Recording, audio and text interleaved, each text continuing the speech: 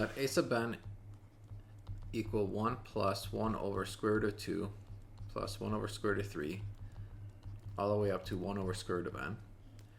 Let's prove that a sub n, the sequence a sub n,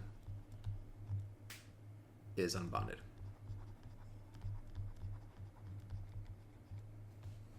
Okay, so let's consider 1 over square root of k. Well, we know that square root of k is always going to be less than or equal to k for k being greater than or equal to 1. So 1 over the square root of k is going to be bigger than or equal to 1 over k. Okay, so what this means is that this is going to be bigger than or equal to the 1 plus 1/2 plus a third plus dot dot dot 1 over n. Now this can be rewritten as the sum from k equals 1 to n of 1 over square root of k. And this, we'll call it the harmonic number h sub n, which is the sum from k equals 1 to n of 1 over n. Now we know that this diverges because it's the harmonic series, and so anything bigger than it will also diverge. So this a sub n is bigger than or equal to this harmonic number, so this will also diverge simply by doing a comparison. Now, to show that this harmonic number diverges, what we need to do is write out a couple of the terms. So we'll have 1 plus a half plus third plus a fourth. So we're going to write out a couple of these just so you get the hang of it.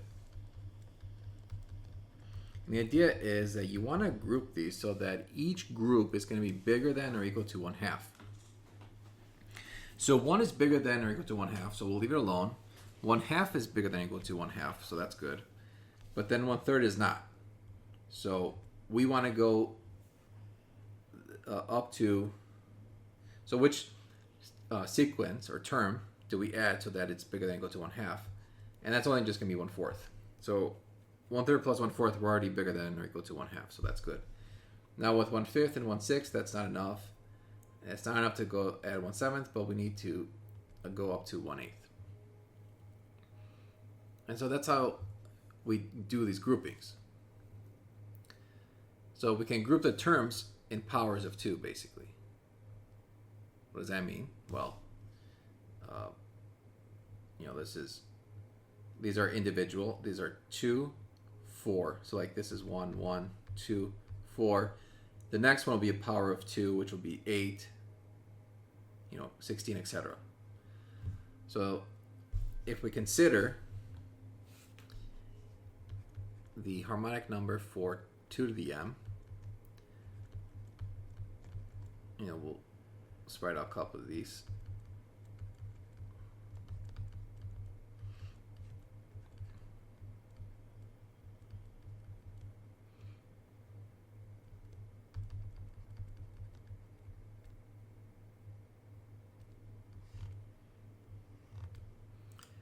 Each one of these is going to be bigger than or equal to 1/2.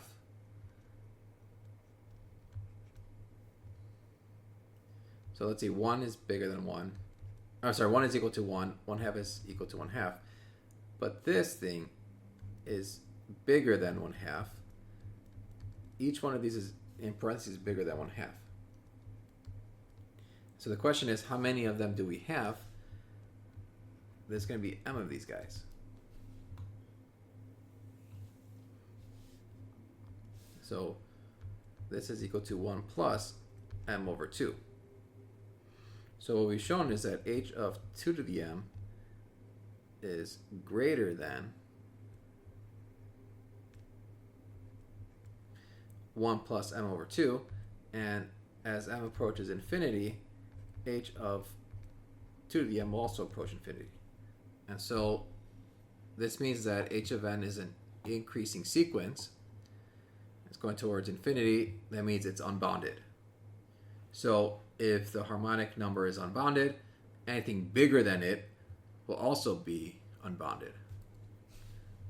And so we said that a sub n is bigger than or equal to that. So it means a sub n must be unbounded. And so that completes the proof.